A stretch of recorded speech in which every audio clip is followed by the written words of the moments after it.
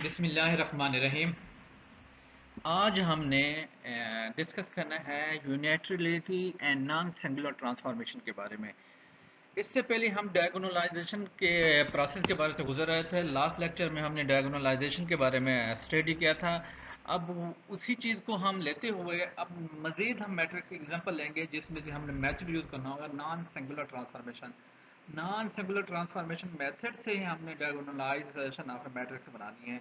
चलते हैं हम इस लेक्चर के इस लेक्चर की तरफ।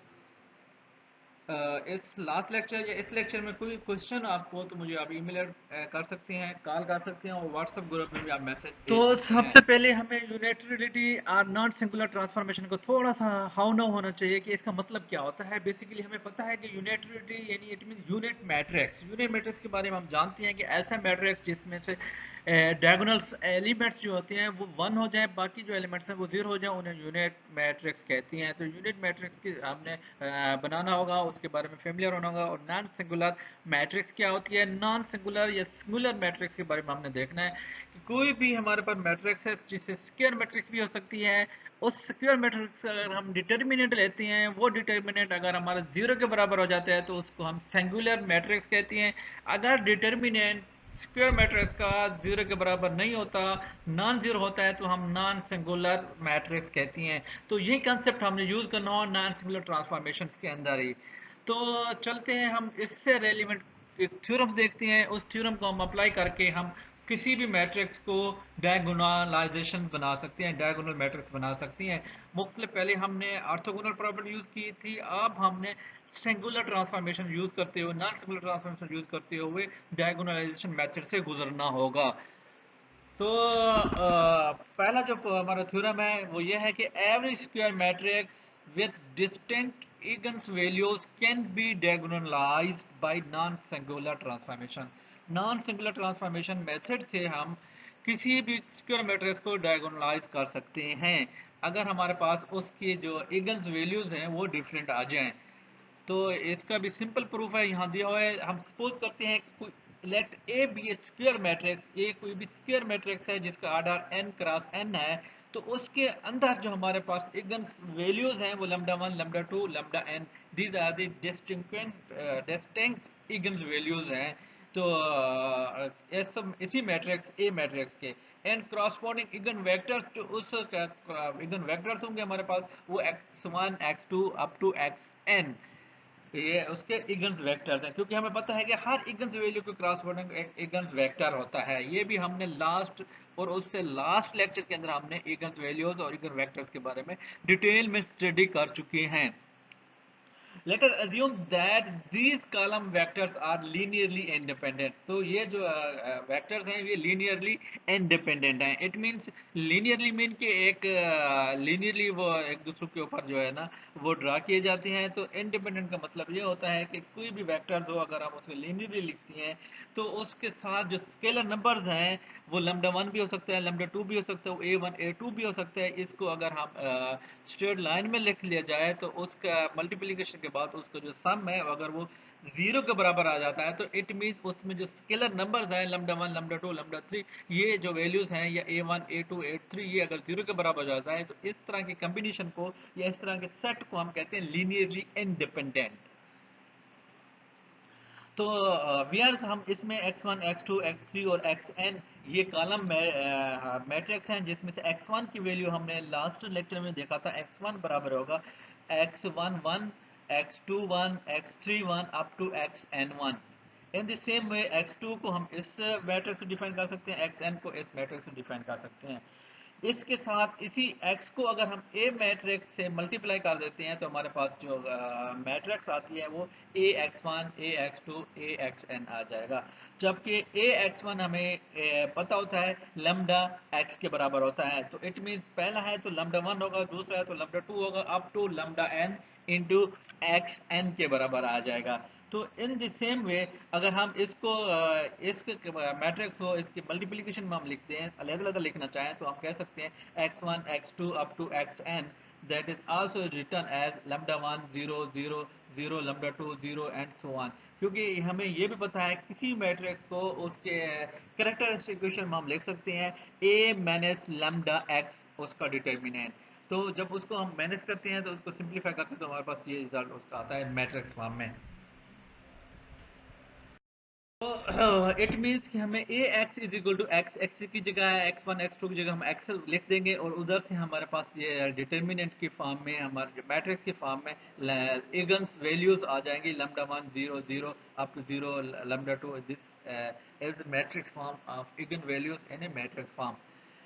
अब आपने इस इक्वेशन को x इनवर्स से मल्टीप्लाई कर देना है ऑन बोथ साइड। अब x inverse A X is equal to x inverse x ये आ जाएगा। तो इसको इससे मल्टीप्लाई करते हैं तो x इनवर्स ए किसी भी मैट्रिक्स है उसको इनवर्स से मल्टीप्लाई करते हैं तो हमारे पास जो रिजल्ट आता है वो यूनिट मैट्रिक्स आता है। इसीलिए हमने यूनिटरी हमने डिफाइन किया था। तो वो इसका जो रिजल्ट है दैट्स आल्सो इक्वल टू आई के बराबर होगा। आई को अगर इससे मल्टीप्लाई करेंगे तो वही रिजल्ट आता है जो पहले वाला होता है।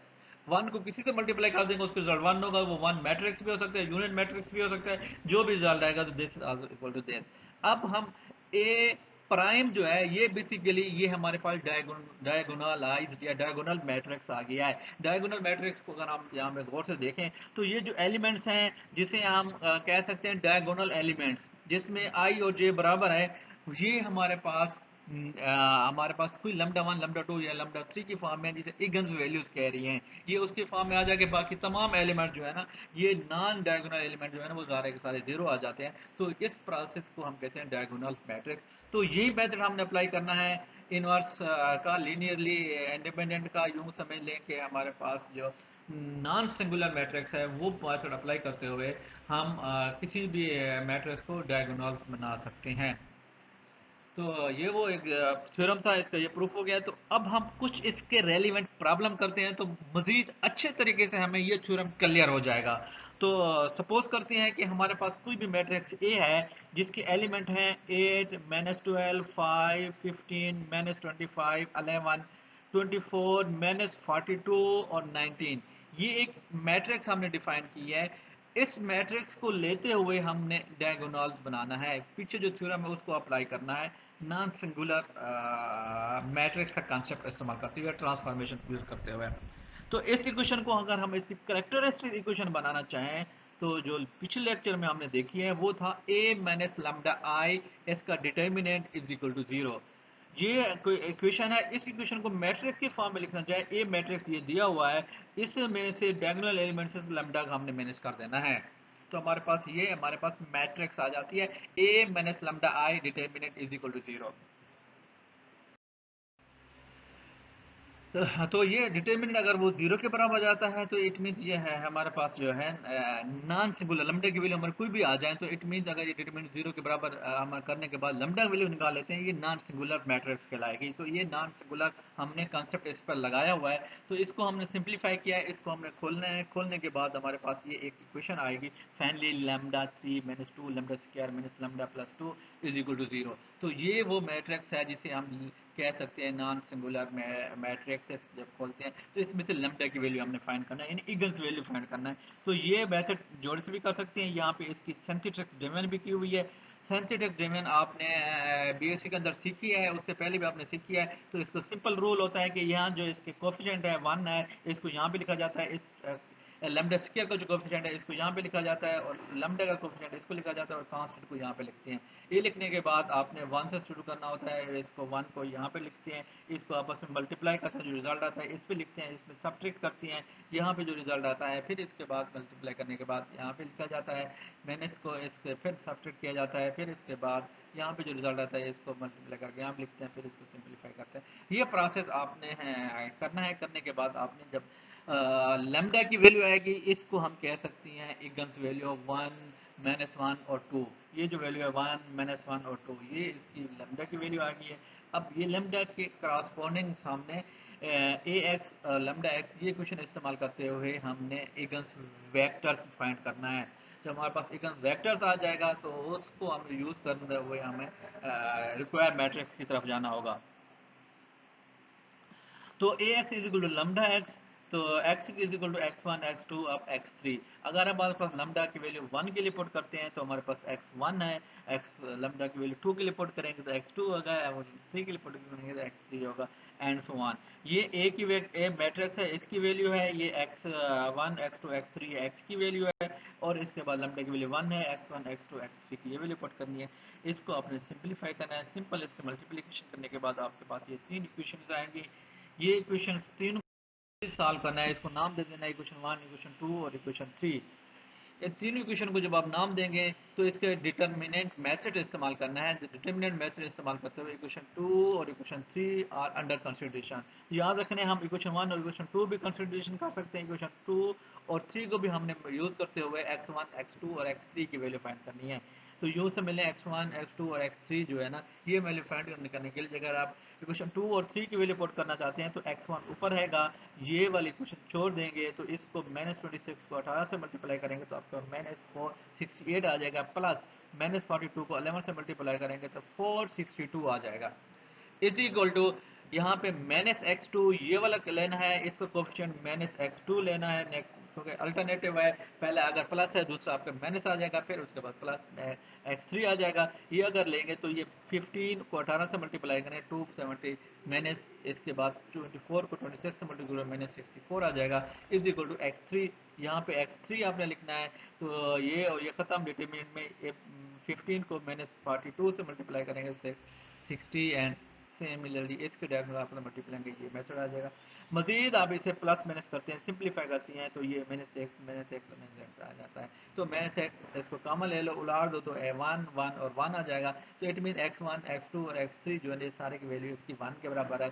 तो आप कह सकते हैं कि यहाँ पे लैम्डा की वैल्यू 1 ही है। तो इट मीन्स कि अगर लैम्डा की वैल्यू 1 है, x1 x2 की वैल्यू आपने निकाल ली है, तो आपके पास x1 की वैल्यू आ जाएगी। x1 इज इक्वल टू यहाँ पे लैम्डा की वैल्यू 1 पुट कर देंगे, ये 1 1 और ये 1, ये वैल्यू आ जाएगी आपके पास, ये आपके पास x1 की वैल्यू आ गई। इसी तरह x2 निकालना है तो सेम मेथड अप्लाई करना है जो ऊपर हमने अप्लाई किया। ये अप्लाई करने के बाद आपने लैम्डा की वैल्यू -1 पुट करना है, पहले 1 पुट किया तो आपने x2 निकाल लेना है, ये यहाँ पे सिंप्लीफाई पुट करना है, ये इक्वेशन आपके पास आ जाएंगी।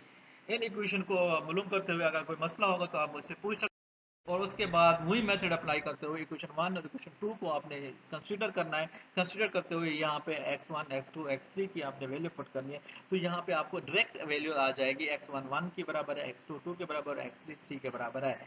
तो eigens vector corresponding to lambda is equal to -1, x2 की वैल्यू आ जाएगी, यहाँ पे -1 है, तो यहाँ पे आपने 1 2 और 3 पुट करना है। पुट करने के बाद आपने फिर लैम्डा यहाँ पे वैल्यू पुट कर देनी है, लैम्डा इज इक्वल टू 2, 2 के लिए पुट करेंगे तो यहाँ पे -1 है, तो इट मीन यहाँ पे आगे इसकी जो वैल्यू है वो -1 में आ जाएंगे। यहाँ पे मैंने साइन का कुछ यहाँ पे एरर है, तो आप इसको करेक्ट कर लेंगे।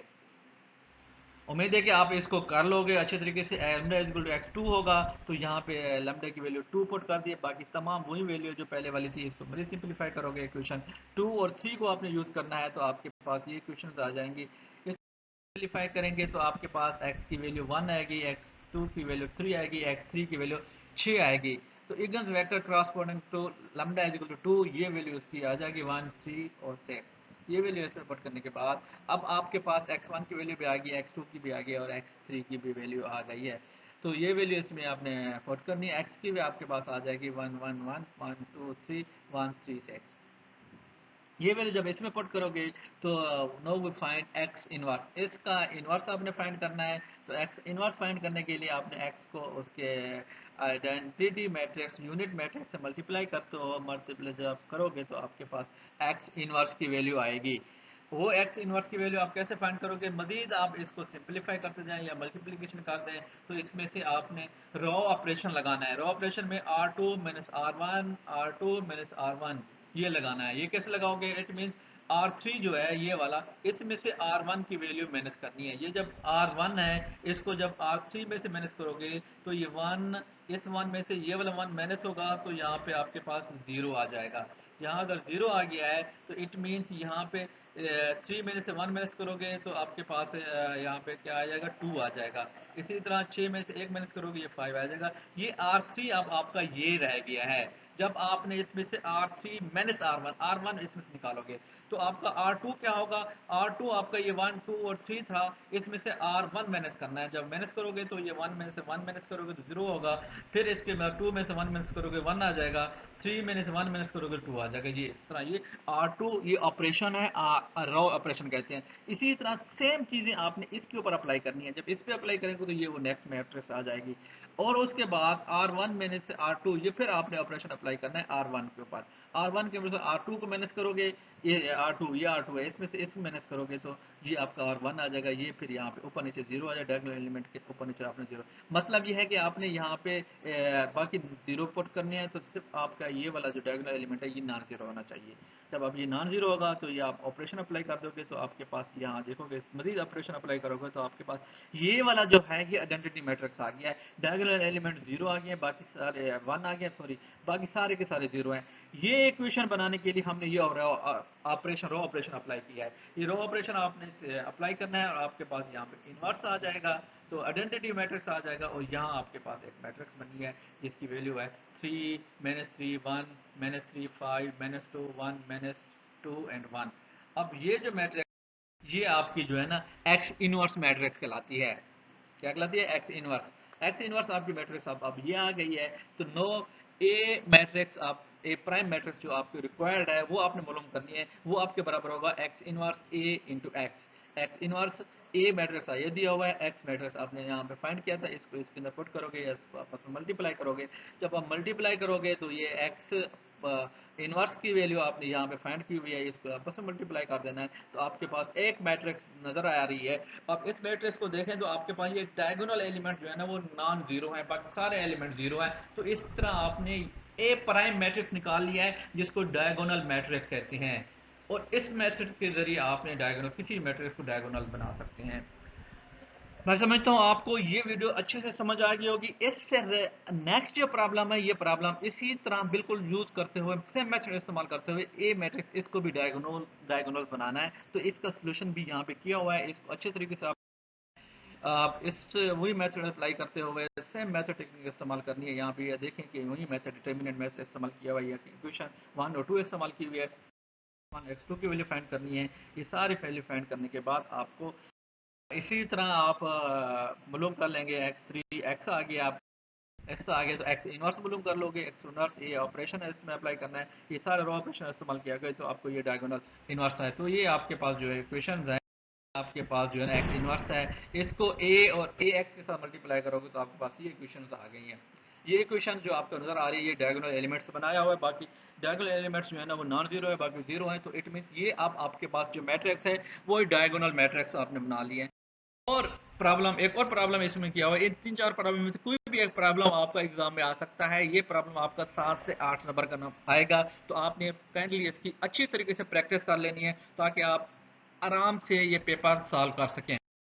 तो मैं उम्मीद करता हूँ आपको ये समझ आ गई।